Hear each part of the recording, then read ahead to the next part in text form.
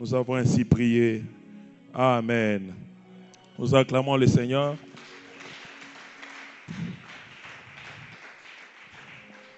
Nous allons nous saluer. Tu vas saluer celui qui est à côté de toi. Peut-être tu es venu sans dire bonjour aux frères et sœurs. Nous allons le faire. Alléluia.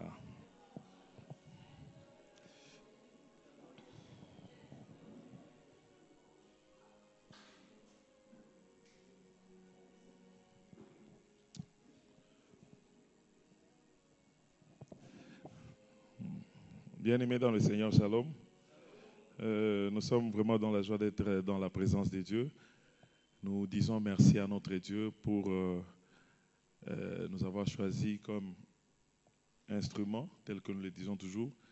Et nous disons aussi merci à notre berger pour la confiance qu'il a renouvelée à notre personne, en nous cédant la chair. Et nous vous disons aussi merci pour votre présence. Que le Seigneur vous bénisse. Que le Seigneur vous bénisse. Alléluia. Nous bénissons encore le Seigneur parce que toutes les fois que le Seigneur nous réunit dans sa présence, autour de sa parole, c'est pour nous annoncer une connaissance. Lorsque le Seigneur nous réunit, c'est pour nous envoyer, nous annoncer sa parole. Et sa parole, elle est utile pour notre édification, notre exhortation. Et cette parole, elle nous aide, elle nous guérit de tous les maux possibles. Et cette parole nous aide à avancer tout droit vers le ciel. Et cette parole nous aide à bien nous comporter face au monde. Parce que la Bible nous dit que nous avons été envoyés comme des brebis au milieu des loups. Hein? Les brebis au milieu des loups. Et si nous devons essayer un peu de nous imaginer le danger que nous vivons, c'est vraiment terrible. Mais ce qui nous aide à échapper à cela, c'est la parole de Dieu. Et nous sommes comme, le monde est perverti, le monde est comme dans l'obscurité. Et ce n'est pas sa parole que nous arrivons à bien nous conduire. Je prends l'exemple de celui-là qui est dans une ville qu'il ne connaît pas et soudainement, il y a une coupure de courant la nuit. La personne ne sait pas avancer, ne sait pas bouger. Et quand elle identifie la voix d'une autre personne à laquelle il est beaucoup plus attaché. Et si cette personne-là connaît très bien le chemin, connaît très bien la ville, et cette personne va commencer à l'orienter. Et si le visiteur a confiance à la personne qui l'oriente, vous verrez que ce visiteur-là va suivre l'orientation de la personne qui l'oriente jusqu'à ce qu'elle va arriver à destination. La première des choses, c'est avoir d'abord confiance à celui qui te parle. Et c'est la même chose avec la parole. Nous ne savons pas où poser notre pied, mais le Seigneur connaît là où nous devons poser notre pied pour que nous puissions arriver à destination. C'est pourquoi c'est au moyen de sa parole que avoir un sentier éclairé, comme je l'ai dit, nous devons nous servir de la parole de Dieu. Alléluia. Alléluia. Aujourd'hui, nous voulons nous parler autour d'un thème. C'est un thème qui est très vaste, que tous nous connaissons. En méditant la Bible, le Seigneur a placé ce fardeau en moi afin que nous puissions essayer un peu de développer, nous puissions partager autour de ce thème. Nous allons parler de la gloire de Dieu, mais nous allons souscrire ça et circonscrire ça par comment conserver la gloire de Dieu. Alléluia. Alléluia. Comment conserver la gloire de Dieu? Comment conserver ou récupérer la gloire de Dieu? Comment conserver ou récupérer la gloire de Dieu?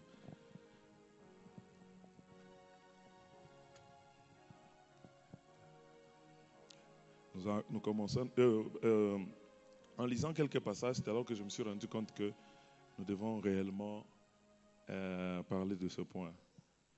Lorsque j'ai essayé de lire l'évangile selon Jean, le chapitre 11, verset 40, l'évangile selon Jean, chapitre 11, verset 40, la Bible dit quoi? Jésus lui dit, ne t'ai-je pas dit que si tu crois, tu verras la gloire de Dieu? Alléluia. Ça, c'est l'histoire que nous connaissons, l'histoire de Lazare. Jésus était en train de parler avec Marthe et Marie qui se plaignaient du fait que Jésus-Christ était arrivé en retard, leur frère était déjà en décomposition. Mais le Seigneur voulait les ramener à croire à la possibilité, à croire à ce que Dieu était capable de faire. Et c'est pourquoi, lorsque ces deux sœurs lui faisaient part de ce qui était arrivé, il leur a dit, ne t'ai-je pas dit que si tu crois, tu verras la gloire de Dieu.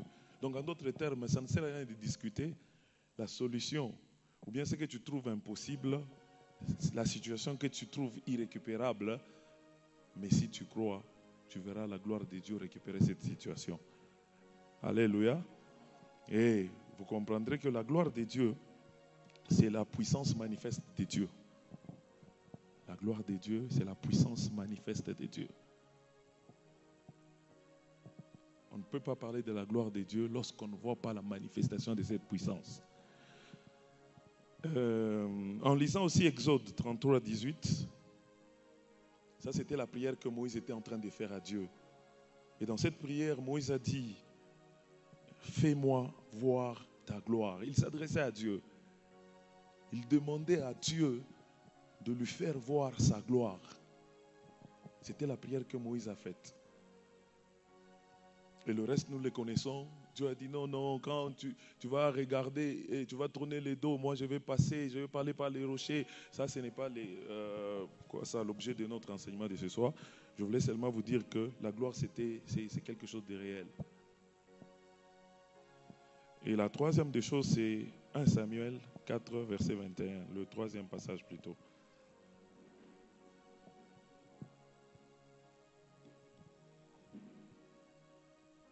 Je souhaiterais qu'on nous lise ça. 1 Samuel, chapitre 4, versets 20 et 21. Frère Joël, bien frère Catouane. 1 Samuel, chapitre 4, versets 20 et 21.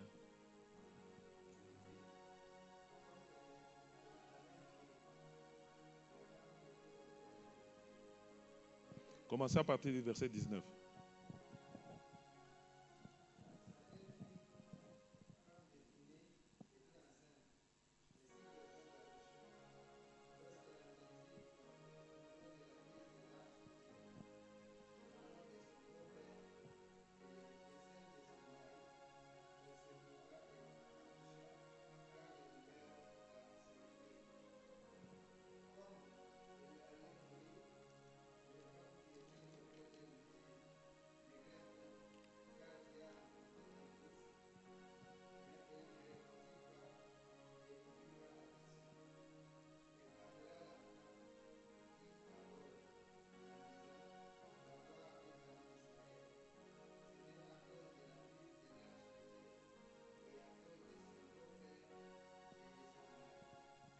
Alléluia. Le verset 21 nous dit quoi? Elle appela l'enfant Ichabod en disant, la gloire est bannie d'Israël. C'était à cause de la prise de l'arche de Dieu et à cause de son beau-père et de son mari. Ça, c'est l'histoire de Élie et de ses enfants que nous connaissons. Et la Bible nous dit que quand Élie, on lui a apporté la nouvelle, disant que le roi est tombé. Et quand le roi est tombé, il y a eu guerre, tout ça. Les Philistins ont pris l'arche de l'alliance. Et quand on lui a dit que tes fils étaient morts, ça ne l'avait pas inquiété. Mais ce qui a beaucoup plus attiré son attention, bien qu'il a fait beaucoup plus tiquer, c'est quand on lui a dit que même tes fils sont tombés. Et c'est quand on lui a dit que les Philistins ont pris l'arche de l'alliance de l'Éternel. Et en écoutant ça, il est tombé de sa chaise, de son siège plutôt, et il est décédé.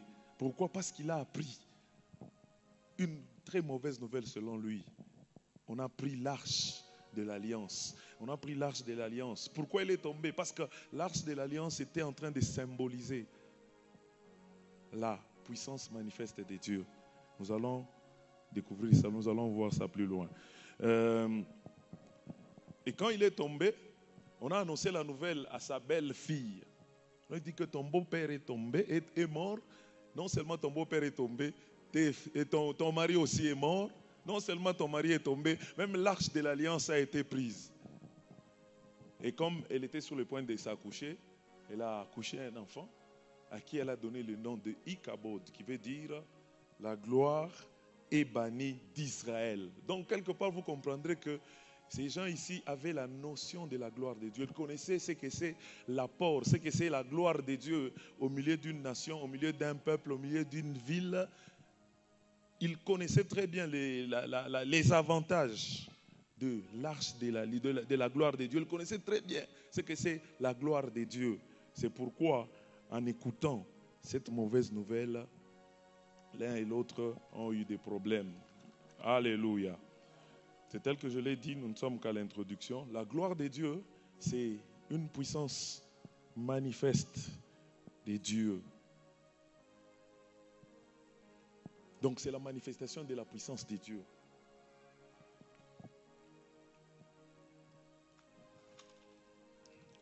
La gloire de Dieu, c'est la manifestation de la puissance de Dieu. Et pour ce qui concerne le verset que nous avons lu dans le Nouveau Testament, vous comprendrez que certaines choses n'étaient possibles que si la gloire de Dieu s'est manifestée. Ou bien tous les passages que nous venons de lire, vous comprendrez que la gloire de Dieu était tellement importante dans la marche des enfants de Dieu, dans la marche des enfants de Dieu, dans la vie des enfants de Dieu. Un enfant de Dieu ne peut pas être privé de la gloire de Dieu. Tous nous, tels que nous sommes appelés par le Seigneur, nous avons besoin de vivre la gloire de Dieu dans notre vie. Et c'est cette gloire qui fait que les choses impossibles deviennent possibles. Et c'est cette gloire qui fait que nous soyons protégés. C'est cette gloire qui fait que les ennemis ne puissent pas vraiment nous atteindre. C'est cette gloire qui fait que nous soyons invincibles ou bien intouchables. Et nous allons bien comprendre cela à partir de l'arche de l'alliance. L'arche de l'alliance, c'est symboliser la gloire de Dieu. Nous n'allons pas faire une étude approfondie sur l'arche de l'alliance, mais nous allons seulement, ce que nous allons retenir de l'arche de l'alliance, Dieu était en train de parler avec son peuple, Dieu était en train de marcher avec son peuple. À un moment donné, Moïse, en montant au mont Sinaï, Dieu lui a donné certains plans. Dieu lui a révélé certaines réalisations qu'il devrait matérialiser. Alléluia. Et la première réalisation, c'était le tabernacle. C'est venu aussi toujours de la montagne. Pendant qu'il priait, on lui a donné toutes les dimensions du tabernacle. Et ensuite, on lui a parlé de l'arche de l'alliance. On a donné toutes les dimensions de l'arche de l'alliance. Et le Seigneur a oint certaines personnes pour exécuter parfaitement le plan que Dieu avait révélé à la montagne de Sinaï. Et c'est alors qu'on a fabriqué ou bien qu'on a construit le tabernacle, et on a construit aussi l'arche de l'alliance. Et vous verrez que cette arche de l'alliance, on le déposait dans le tabernacle. Toutes les fois que Israël voulait se déplacer, il se servait toujours de cette arche. L'arche leur indiquait la direction. L'arche, parce qu'eux ne connaissaient pas la direction qu'ils devraient suivre, ils devraient placer l'arche devant, et cette arche devait être portée. Alléluia. C'était un coffre, en forme de coffre, qui devrait être porté par un peuple qu'on appelle les Lévites, qu'on appelait les sacrificateurs. Et ces gens-là, leur travail, c'était de porter l'arche. Et quand ils portent l'arche, ils montrent la direction à ce peuple qui venait. C'est pourquoi vous comprendrez que l'arche, ceux qui portaient l'arche devaient être très loin, devaient être à une bonne distance. Dans certains passages, on nous disait que dans certains endroits, ceux qui portaient l'arche étaient à 3 jours de pied des autres. Alléluia. Donc c'était des gens qui étaient devant, qui portaient l'arche, qui symbolisait la présence de Dieu, qui symbolisait la gloire de Dieu. Mais vous comprendrez qu'après que l'arche eut été plutôt construite, on a placé ça à Gilgal et dans le tabernacle. Toutes les fois qu'on avait besoin de se déplacer avec de se déplacer d'un lieu à un autre. Parce que dans le désert n'était pas un lieu définitif pour eux. Le désert n'était pas un lieu définitif pour Israël. Et pendant qu'ils ont fabriqué l'arche de l'Alliance, ils n'avaient pas encore conquis toutes les nations, ils n'avaient pas encore récupéré tous les territoires. C'est pourquoi donc on devait se déplacer avec l'arche d'un endroit à un autre, mais on l'a gardé à Gilgal. À un moment donné, l'arche a été conduite dans le temple, a été conduite à Silo, dans le temple où résidait plutôt Samuel. Le prophète Samuel était dans le temple, et c'est dans ce temple-là qu'il y avait aussi l'arche de l'Alliance. À un moment donné, les Philistins sont venus. Ces Philistins, ils les ont battus. C'est l'histoire que nous venons de lire tantôt là. Ils les ont battus. Saül, ils ont récupéré tout ce qu'ils ont pu récupérer, et ils ont aussi pris l'arche de l'Alliance. Et quand ils sont partis avec cette arche de l'Alliance dans leur territoire, nous connaissons très bien l'histoire qui s'est passée. Ils ont placé cette arche de l'Alliance dans le temple de Dagon. Et le lendemain, ils sont venus, ils ont trouvé. Dagon, c'était les dieux des Philistins, qui étaient en image taillée, bien sûr. Quand ils ont pris l'arche de l'Alliance, ils connaissaient que c'était la représentation du Dieu d'Israël. Quand ils ont pris l'arche de l'Alliance, ils ont voulu renforcer, si je peux le dire ainsi, renforcer leur puissance en prenant cette alliance et cette arche plutôt de l'alliance et le mettre dans le temple de Dagon. Mais le lendemain, quand ils sont venus, ils ont trouvé Dagon face contre terre. Alléluia. Alléluia. Et ils ont compris que quelque chose d'étrange était entré. Ils ont compris qu'ils avaient commis l'erreur de mélanger l'arche d'Israël, du Dieu d'Israël, à leur Dieu, dans leur temple. Et quand ils ont voulu garder cette arche, ils ont eu beaucoup de problèmes jusqu'à tel point que leurs sages se sont réunis, leurs princes se sont réunis. Ils ont dit non, si nous gardons cette arche ici où nous sommes, nous risquons d'être exterminés. Il serait mieux que nous puissions rendre cette arche à Israël. Donc, en d'autres termes, ils n'ont pas résisté à la gloire de Dieu. Ils n'ont pas pu supporter la gloire de Dieu. Même leurs dieux là, les dieux là, entre guillemets, n'ont pas pu plutôt supporter la gloire du Dieu d'Israël. Alléluia. Au lieu que Dagon puisse repousser Dieu, puisse repousser la gloire de Dieu parce que c'était dans son temple. Mais Dagon a été renversé dans son propre temple. Donc vous comprendrez que la gloire de Dieu c'est tellement très grande. La puissance de Dieu, personne ne peut supporter cette puissance. Et après, quand les Philistins ont pris cette arche, et à Silo, j'ai dit qu'après Gilgal, ils sont allés à Silo. 1 Samuel 4:3, vous allez lire à la maison. Et après Silo, les Philistins ont pris cette arche, ils l'ont retournée dans le territoire d'Israël. Et l'arche s'est arrêtée au niveau de Beth Shemesh. Ce sont des lieux, des endroits dans lesquels l'arche s'était arrêtée. Et après, quand les Philistins ont renvoyé l'arche s'est retrouvée sur le territoire d'Israël. Dans 1 Samuel 6, verset 13, vous allez lire à la maison, c'était à Beth Shemesh. Et à partir de là, vous verrez que l'arche, le roi a pu envoyer une délégation pour qu'on récupère cette arche afin qu'il l'amène dans sa maison. C'était le roi David. Il a voulu qu'on ramène cette arche dans la maison, dans sa propre maison. Alors, pendant que ils se préparaient à prendre cette arche, la Bible nous dit qu'ils ont pris des chevaux, ils ont pris un nouveau char, ils ont mis l'arche sur ces nouveaux chars-là, ils ont commencé donc ils ont amené les gens qui conduisaient cette char, plutôt, c'était une nouvelle char. Ils ont envoyé les gens qui étaient capables de conduire cette char-là. Pendant qu'ils chantaient, ils dansaient, la Bible nous dit que l'arche a bougé. Et Uza voulait bien arranger l'arche, il a été frappé. Il a été frappé pourquoi? Parce qu'il a aider Dieu. C'était une bonne intention, bien-aimé. C'était une très bonne intention. C'était sur la plaine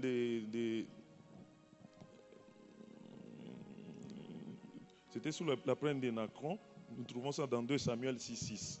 Vous verrez que Uza, il avait une très bonne intention. L'Arche voulait tomber entre nous. C'est même moi à sa place, même nous à sa place, on aurait dû faire la même chose. Alléluia. Uza a eu une bonne intention, mais quand il a touché l'arche, il a été frappé. Il a été frappé, pourquoi? Parce qu'il n'était pas appelé à toucher l'arche de l'Alliance. Quand il a été frappé, je pense que les chants se sont arrêtés. Et David a renoncé à son plan d'amener l'arche dans sa maison. Pourquoi? Parce qu'il a vu quelqu'un mourir. Alléluia. Alléluia. Il a vu quelqu'un mourir. En tout cas, un homme prudent, il ne pouvait pas permettre que l'arche entre dans sa maison au risque de mourir tous, lui et toute sa famille. Alléluia. Alléluia. Et c'est pourquoi ils ont décidé d'envoyer ça dans la contrée des Gad, dans la maison d'Obed-Édom. Bon, je ne sais pas ce qui s'était passé. On voulait sacrifier Obed-Édom ou bien Obed-Édom a demandé à ce que l'arche entre chez lui. Moi, je pense que le jour qu'il y avait cette scène, tout le monde avait peur. Hein? Mais je ne sais pas comment Obed-Édom a accepté que l'arche entre chez lui. Alléluia. Alléluia. Mais comme Obed-Édom a accepté, vous comprendrez que cet homme connaissait la procédure, connaissait la parole de Dieu. Et selon l'histoire, ou bien selon les recommandations, l'arche ne devrait être portée que par les sacrificateurs, par les Lévites. Mais en faisant mes recherches, je me suis rendu compte que Uza n'était pas lévite. Il était fils de Benjamin. Alléluia. Alléluia. Uza n'était pas lévite. Bien qu'il avait une bonne intention de faire. Il avait une bonne intention. Mais comme il n'était pas mieux placé pour le faire, compte tenu de la recommandation de Dieu, il est allé à l'encontre de la recommandation de Dieu qui demandait seulement aux sacrificateurs issus de la tribu de Lévi de pouvoir porter cette arche de l'alliance. Lui, il était issu de la tribu de Benjamin. Quand il a touché, il a voulu aider Dieu, bien sûr. Je pense que l'arche n'est même pas tombée, mais lui, il est mort. Alléluia. Alléluia. Donc, il a voulu aider Dieu. Et après ça, le même roi David apprendra. Il apprendra que la maison d'Obed-Édom a été bénie. Il a compris que c'était l'arche de l'alliance qui a béni la maison d'Obed-Édom. Alléluia. Comme il ne voulait pas que seule la maison d'Obed-Édom soit bénie, il a dit non, je vais aller maintenant récupérer l'arche de l'alliance. Mais cette fois-là, il ne s'est pas précipité plutôt comme à la première occasion. Vous verrez qu'à la première occasion, ils ont envoyé des chars. Nous allons lire, nous sommes dans 2 Samuel chapitre 6. 2 Samuel chapitre 6.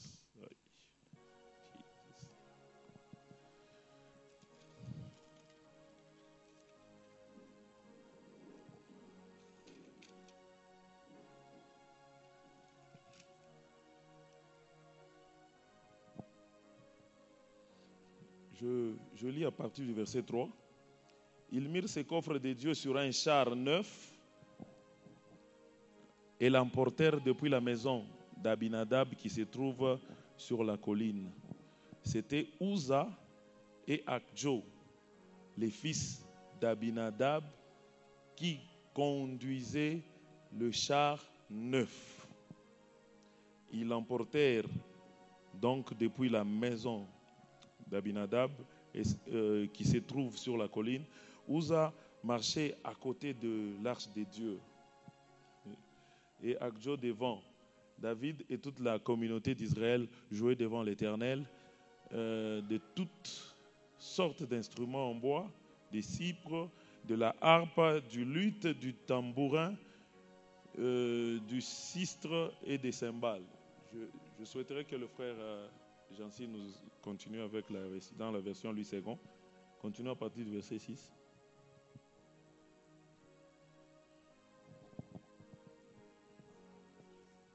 2 Samuel continue à partir du verset 6. Donc on commence à partir du verset 3.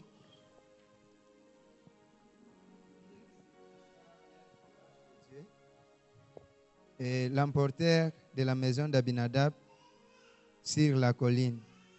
Uza et Achio, fils d'Abinadab, conduisaient les chars neufs. Ils l'emportèrent donc de la maison d'Abinadab sur la colline. Uza marchait à côté de l'arche de Dieu et Achio allait devant l'arche. David et toute la maison d'Israël jouaient devant l'Éternel de toutes sortes d'instruments, des bois de cypre, des harpes, des luttes, des tambourins, des sistres et des cymbales. Lorsqu'ils firent arriver à l'ère de Nakon, Uza étendit la main vers l'arche de Dieu et la saisit, parce que le bœuf la faisait pencher. Oui, continuez. La colère de l'Éternel s'enflamma contre Uza, et Dieu le frappa sur place à cause de sa faute. Uza mourut là, près de l'arche de Dieu. David fut irrité de ce que l'Éternel avait frappé Uza d'un tel châtiment, et ce lieu a été appelé jusqu'à ce jour Péret Uza. David eut peur de l'Éternel en ce jour-là, et il dit: comment l'arche de l'Éternel entrerait-elle chez moi? Il ne voulut pas retirer l'arche de l'Éternel chez lui dans la cité de David, et il la fit conduire dans la maison d'Obed-Édom de Gath. L'arche de l'Éternel resta 3 mois dans la maison d'Obed-Édom de Gath, et l'Éternel bénit Obed-Édom et toute sa maison. Oui. On vint dire au roi David: l'Éternel a béni la maison d'Obed-Édom et tout ce qui est à lui, à cause de l'arche de Dieu. Et David se mit en route, et il fit monter l'arche de Dieu depuis la maison d'Obed-Édom jusqu'à la cité de David, au milieu des réjouissances. Quand ceux qui portaient l'arche de l'Éternel eurent fait 6 pas, on sacrifia un bœuf et un veau gras. On s'arrête là. Alléluia. Vous allez continuer à la maison. On s'arrête là. Ça, c'est l'histoire que nous venons de dire. La première fois, Uza et son frère Job, ils étaient en train de conduire plutôt le char sur lequel était posée l'arche. Et Uza a été frappé, et ils ont pris l'arche, ils ont amené dans la maison d'Obed-Édom. Et quand ils ont appris que la maison d'Obed-Édom était bénie, l'intention du roi David, c'était d'amener plutôt la maison et l'arche à Jérusalem. Mais à cause de ce qui s'est passé, ils ont déposé l'arche dans la maison d'Obed-Édom. d'Obed-Édom plutôt. Après quelque temps, quand il a appris que la maison d'Obed-Édom était bénie, il a eu encore la pensée de revenir prendre l'arche. Et cette fois-là, ce n'était plus les gens qui conduisaient l'arche qui sont venus prendre, mais cette fois-là, on a porté l'arche. Au verset 13, on nous dit que quand ceux qui portaient l'arche de l'Éternel eurent fait 6 pas, on sacrifia un bœuf et un veau gras. Et cette fois-là, l'arche a été portée par ceux qui devaient porter l'arche. Et quand ils ont fait 6 pas, la Bible nous dit qu'on sacrifiait. On a sacrifié, on a brûlé des sacrifices. Et David a compris que c'est ce qu'il fallait faire.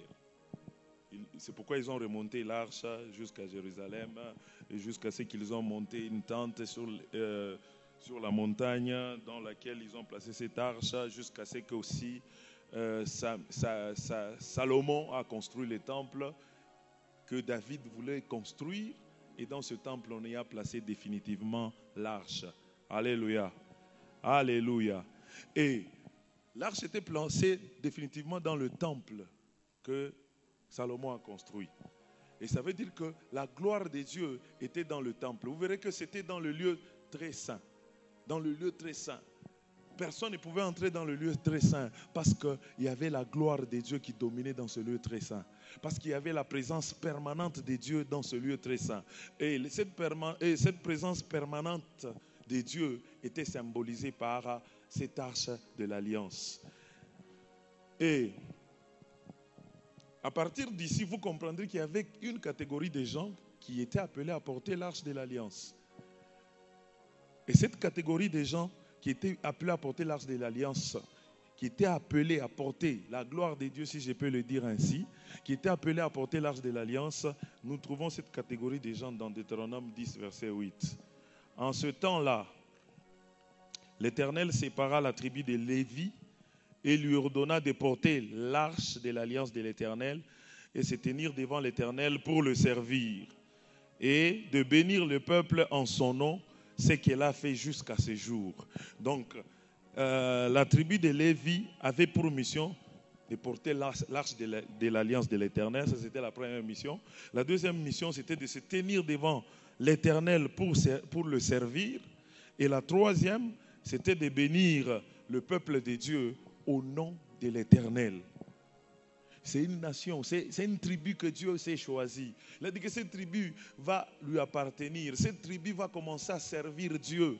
Cette tribu va commencer à s'occuper de l'œuvre de Dieu, du service dans le temple et ainsi de suite. Donc, en d'autres termes, brièvement, à s'occuper réellement de l'œuvre de Dieu. C'est cette tribu, c'est les sacrificateurs, les gens de cette tribu qui étaient appelés à porter l'arche de l'Alliance. Et vous verrez que l'arche était portée sur deux planches horizontales. Et ces deux planches étaient accrochées dans les anneaux, dans les quatre anneaux de l'arche. Et 4 personnes devaient porter cette arche selon l'ordre de Dieu. Et ces personnes qui devraient porter cette arche-là ne pouvaient être que de la tribu d'Israël et de la tribu de Lévi.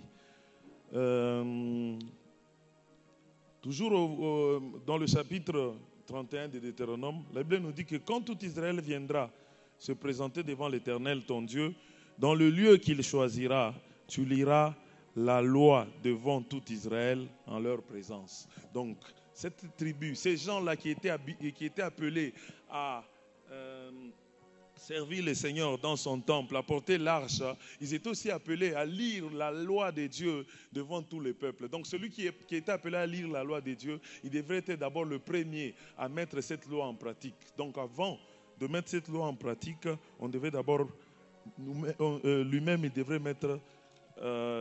avant plutôt de communiquer cette loi aux enfants, au peuple, lui-même il devrait d'abord être capable de mettre cette loi en pratique.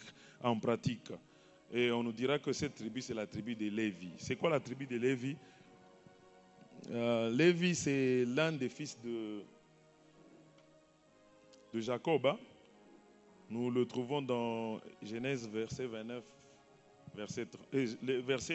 chapitre 39, verset 34. Lévi avait 2 femmes. Le premier, c'était Léa.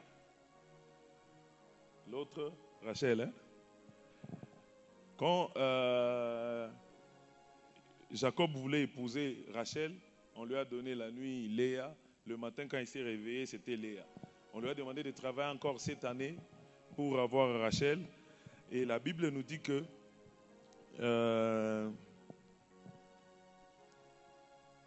Léa, quand elle a eu un fils, c'était un 3e fils, hein, elle a donné à ce fils le nom de Lévi, pour dire que mon mari s'attachera à moi. Donc, Lévi signifiait attachement.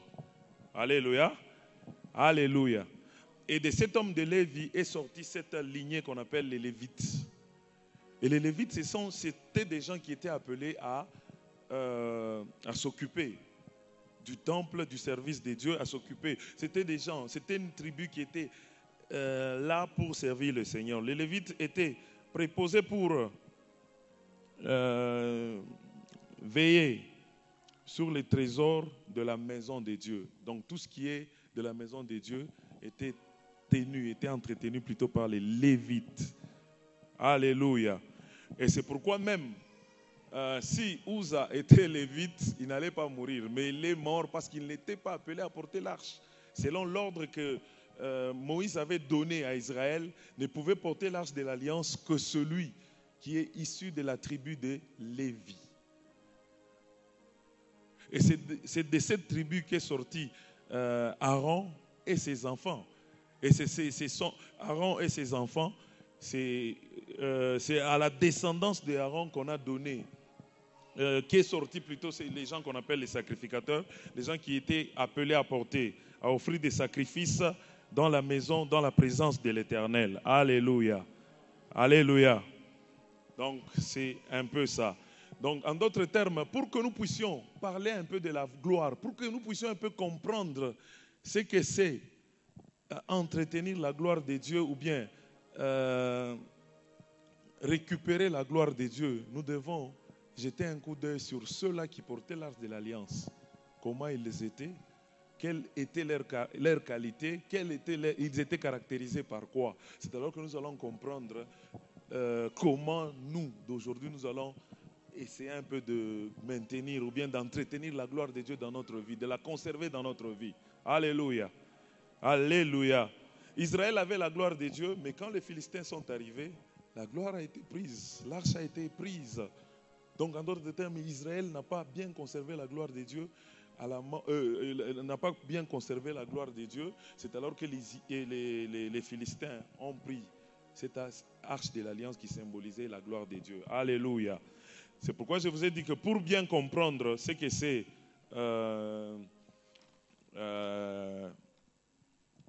pour puiser certains éléments plutôt de comment on peut conserver la gloire de Dieu, comment on peut entretenir cette gloire, comment on peut la récupérer aussi. Parce que après que l'arche soit prise par les Philistins, Israël a eu à récupérer cette arche. Israël a récupéré cette arche. Israël a perdu la gloire. Et Israël, à un moment donné, elle a récupéré cette gloire. Comment est-ce qu'elle a conservé cette gloire? Comment est-ce qu'elle a entretenu cette gloire? C'est pourquoi j'ai dit que pour que nous puissions... nous sommes dans Exode 19, verset 6. Ça, c'est Dieu qui disait à son peuple, vous verrez, et vous serez pour moi un royaume de sacrificateurs et une nation sainte. Voilà les paroles que tu diras aux enfants d'Israël. Ça, c'était une promesse que Dieu avait faite à Israël. Il a dit, vous serez pour moi un royaume des sacrificateurs. Il a soufflé cela à Moïse et il a demandé de communiquer ça à son peuple. Et nous trouvons une similitude dans le Nouveau Testament, dans Apocalypse 1, verset 6. La Bible nous dit qu'il a fait pour nous un royaume des sacrificateurs pour Dieu son Père. À lui soit la gloire, la puissance au siècle des siècles. Alléluia. Alléluia. C'est les sacrificateurs ici de la tribu de Lévi qui étaient appelés à porter l'arche de l'Alliance. Donc, en d'autres termes, c'est eux-là, c'est eux qui participaient, qui voyaient de plus près la gloire de Dieu. C'est eux qui faisaient en sorte que la gloire de Dieu puisse rester dans le temple. Parce qu'il y a certaines recommandations que les sacrificateurs étaient appelés à faire. Par exemple, le chandelier, par exemple, l'entretien du temple. Toutes ces choses-là. Ce sont des recommandations que Moïse avait données à cette tribu-là pour que la gloire de Dieu soit entretenue dans le temple. Alléluia. Et nous allons parler d'un point très important. Nous allons parler de quelques caractéristiques des Lévites. J'ai dit, en ce qui concerne la gloire de Dieu, nous devons nous inspirer de ceux-là qui ont eu à porter l'arche de l'Alliance pour voir comment ils se comportaient, quelle était leur qualité.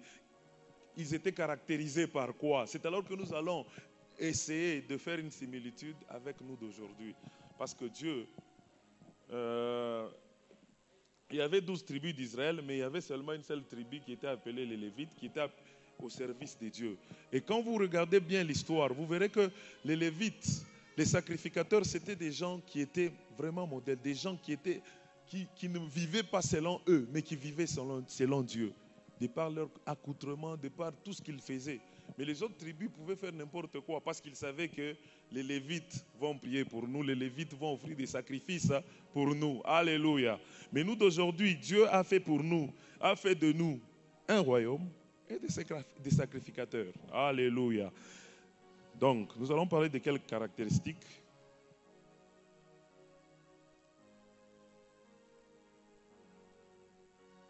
Les Lévites n'étaient pas une tribu comme toutes les autres tribus. C'était une tribu qui était mise à part pour Dieu.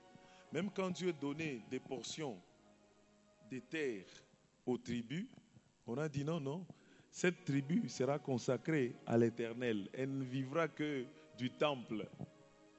C'est pourquoi les autres tribus pouvaient faire tout ce qu'elles voulaient. Et à un moment donné, elles devraient venir avec les offrandes, les sacrifices pour déposer au temple. Et c'est parmi ceux qu'on déposait que ces Lévites prenaient leur survie. Donc, la survie de ces Lévites-là, c'était Dieu. Alléluia. Donc, la vie de ces Lévites-là, c'était Dieu.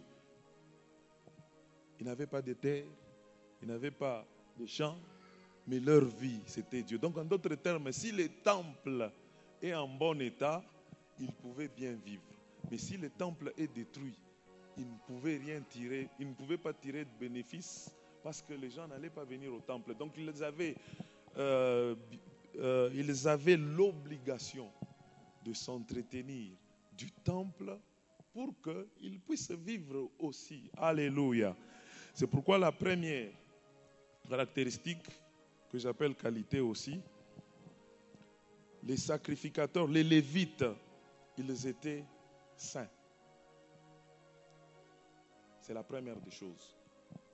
Donc en d'autres termes, vous verrez que pour que quelqu'un puisse s'approcher de Dieu, pour celui qui était appelé à toucher l'arche de l'Alliance, à déplacer cette arche, ne pouvait pas être n'importe qui. Il devrait d'abord se sanctifier. Celui-même qui entrait dans le lieu très saint, il devrait offrir des offrandes, des sacrifices, il devrait se sanctifier avant d'entrer. Donc, c'était des gens qui étaient saints, qui apprenaient à se sanctifier. Nous allons lire Exode 19, verset 22. Exode 19, verset 22. J'ai dit que les Lévites, c'était des gens qui étaient appelés à porter l'arche de l'Alliance. C'est pourquoi nous allons découvrir certains points, certaines caractéristiques des gens qui étaient appelés à porter l'arche de l'Alliance. Exode 19, verset 22. Que les sacrificateurs qui s'approchent de l'Éternel se sanctifient aussi, de peur que l'Éternel ne les frappe de mort. Alléluia. Alléluia.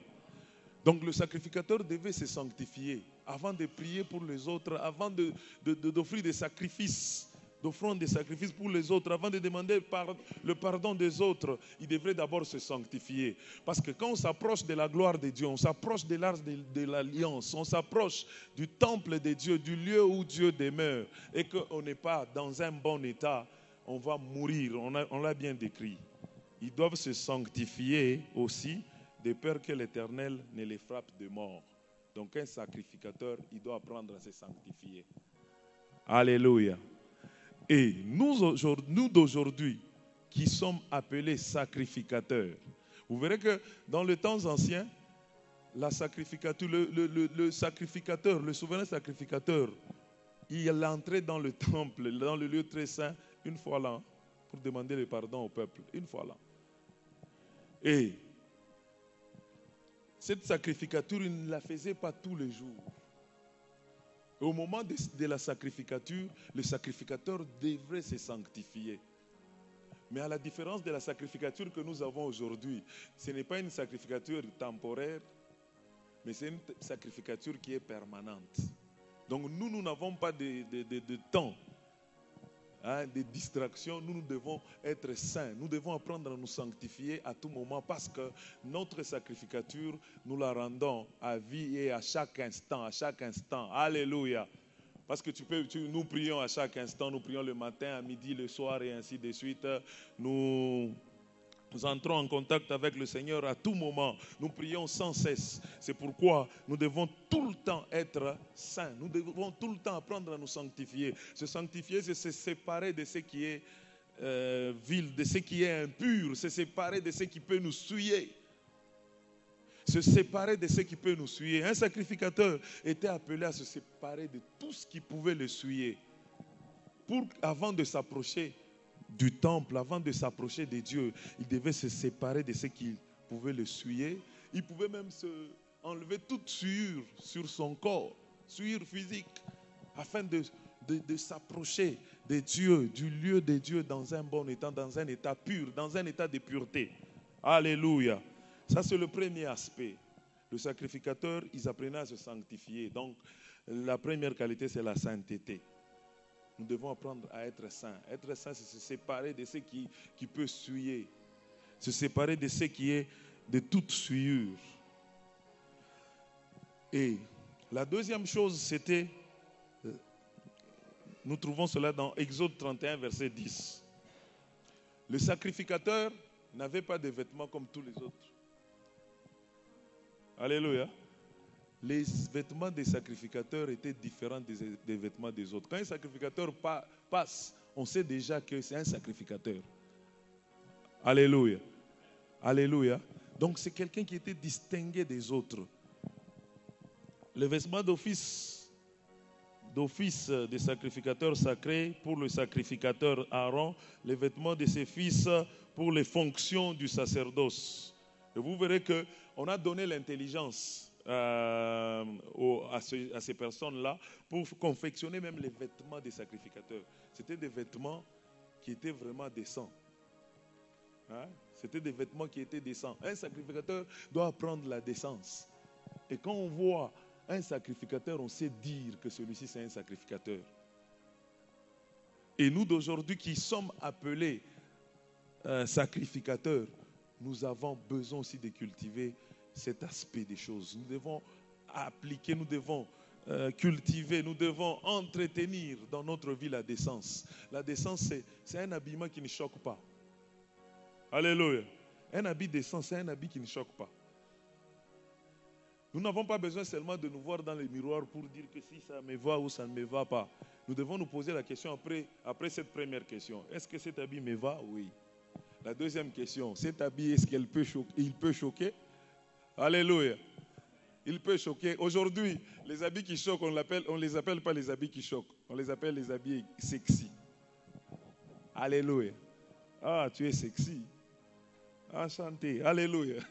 Alléluia. Dans d'autres termes, on te dit que ton habit la choque. Alléluia. On a masqué ça par sexy. Donc on sous-entend ton habit la choque. Mais toi aussi tu dis enchanté. Alléluia. Alléluia. Donc le deuxième aspect, c'est la décence. On savait voir un sacrificateur. Il y a un adage qui dit quoi? On reconnaît un moine par son habit. Hein? Bien qu'on dit que l'habit ne fait pas le moine, mais on dit qu'on reconnaît un moine par son habit. Alléluia. Alléluia. Donc celui qui est appelé à porter la gloire de Dieu, on sait le voir aussi par son habit.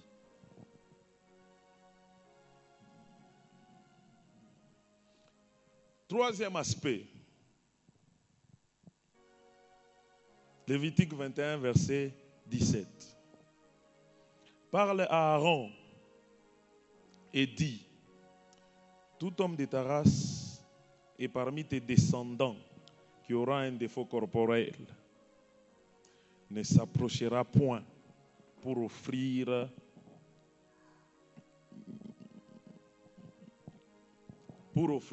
l'aliment de son Dieu. Alléluia.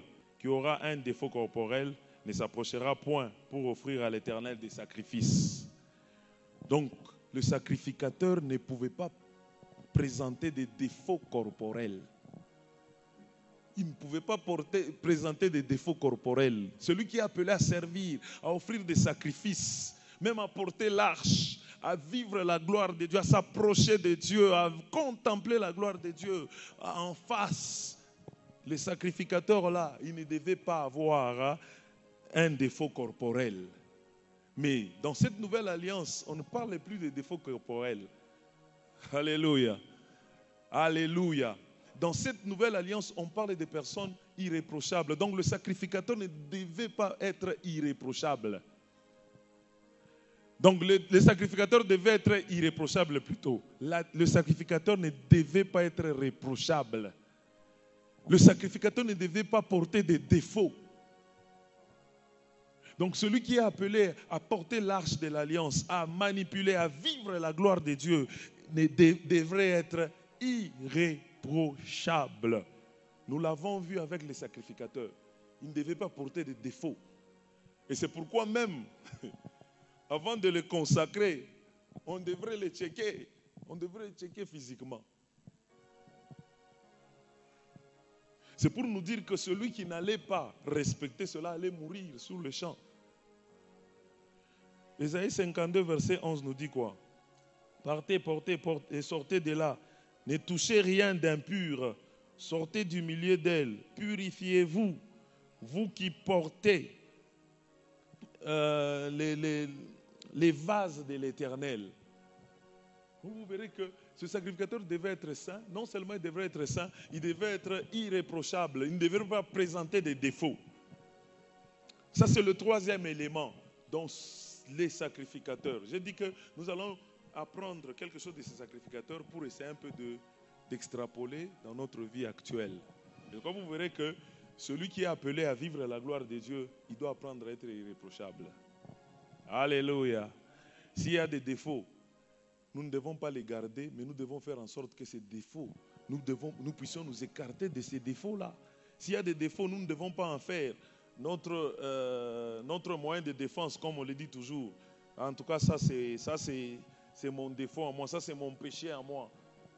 En tout cas, je peux tout quitter, je peux tout abandonner, mais ça je ne l'abandonnerai pas, ça je ne le laisserai pas. Alléluia. Et vous verrez que les sacrificateurs ne devraient pas présenter des défauts corporels. Et pour nous d'aujourd'hui, ce n'est pas l'aspect extérieur qui intéresse Dieu, mais c'est l'aspect intérieur qui intéresse Dieu. Nous devons être des personnes irréprochables.